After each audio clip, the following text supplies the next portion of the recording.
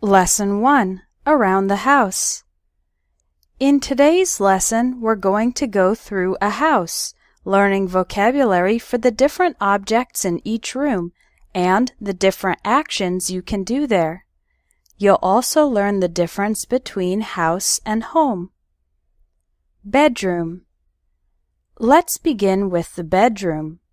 The bed is the place where you sleep, probably with pillows, sheets, and blankets. In this photo, there are 2 lamps next to the bed. You keep your clothes in a closet, on hangers, or in a dresser, inside the drawers. At night, you go to bed, or go to sleep, and in the morning, you wake up, maybe with an alarm clock.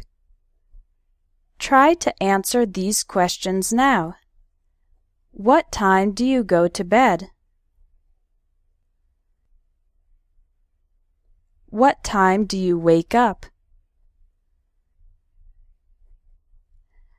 Bathroom.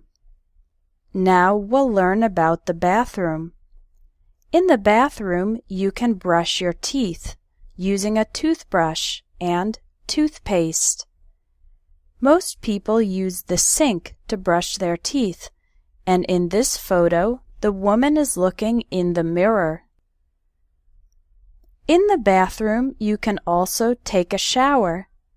You use shampoo and conditioner to wash your hair, and soap to wash your body. Then you use a towel to dry off. Of course, you can also use the toilet. And don't forget to flush the toilet after you're finished. Try to complete these sentences now.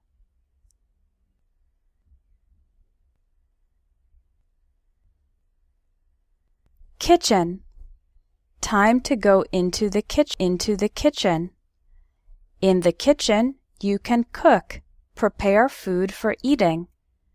When talking about a specific meal, we usually use the verb make. Make breakfast, make lunch, and make dinner. You can keep food cold in the refrigerator, or fridge for short, and food that needs to be very cold, like ice cream, is kept in the freezer. Other foods are kept inside cabinets or on a shelf. The plural is shelves. You can prepare food on the counter, cook food on the stove or in the oven, and heat it up in the microwave. There are many objects in the kitchen, but the most common are pots, pans, bowls, plates, forks, spoons, and knives. Living room. The living room is where people relax and spend time with friends and family. There's a couch or sofa to sit on. You can also sit on a chair. There's a bookcase and a window. The floor can be covered by a carpet or rug. Structure of the house. Finally, let's go through the hallway and out the door so we can see the outside of the house. The vertical part is called a wall. The bottom is the floor, and the top is the ceiling. The word ceiling refers to the interior part, and the word roof refers to the exterior part. Some houses have a basement that is underground and an attic to store things, and you can park your car in the garage.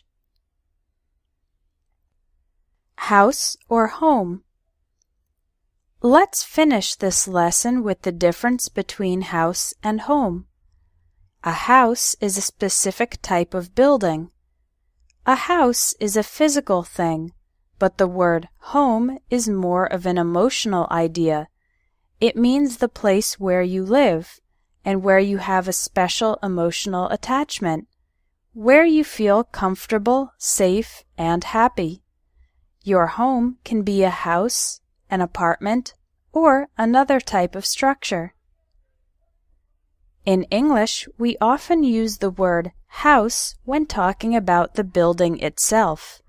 For example, I live in a small house, and home with the verb go and the preposition at. For example, you can say, I was at home last night. Or when you leave work, you can say, bye everyone, I'm going home. You learned a lot of words in today's lesson. Now, try the exercises to practice the vocabulary. If you're already registered for the Vocabulary Builder course, you can continue with Lesson 2 tomorrow. If you're not yet registered, sign up today to get 29 more Vocabulary Builder lessons.